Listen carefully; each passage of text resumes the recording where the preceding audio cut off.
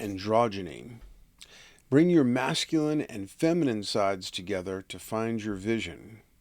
From a neurological point of view, the highest creativity occurs when the right and left hemispheres work together.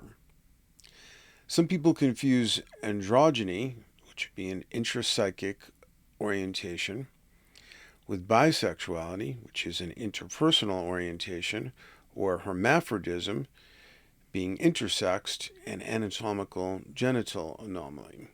And of course, people also confuse it with meaning that somebody looks androgynous, which could be a great thing.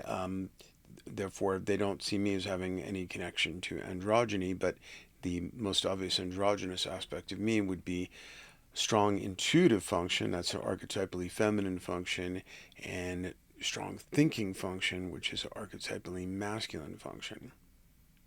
Hermaphrodism, as June Singer uses the term, means the confusion of masculine and feminine, an immature pastiche of qualities, typical of rock stars and rock star wannabes, costumed adolescents and their admirers. But androgyny is a deep intrapsychic orientation, an integration, a fusion, not a confusion, of your archetypal masculine and feminine aspects. The androgynous person has creative access to left and right hemispheres, to critical thinking and intuition.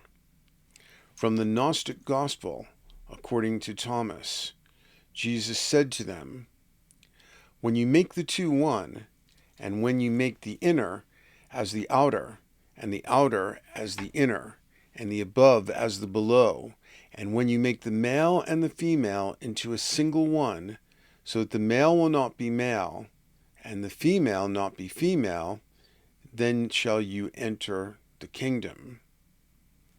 And my major work on this subject, it's linked below. You can watch it on this YouTube channel or read it on zaporacle.com. It is called Casting Precious into the Cracks of Doom, Androgyny, Alchemy, Evolution, and the One Ring. And it uses the Tolkien mythos to illustrate a lot of things about alchemical androgyny. For a quicker, more informal discussion, you can see the more of a rant version of that called Stop the Hottie, also in the same places. And here's an excerpt. Aristophanes, in Plato's Symposium, says that before we incarnated in our present forms, we were spherical beings containing both genders.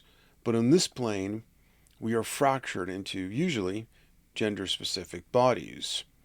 A painful and illusory consequence of this split is that we would seek some other, some hottie perhaps, to complete us, to be our better half.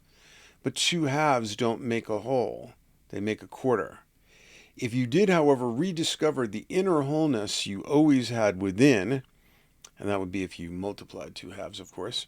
If you did, however, rediscover the inner wholeness you always had within, then you would be in a great place to have healthy relationships without addictive, obsessed codependence.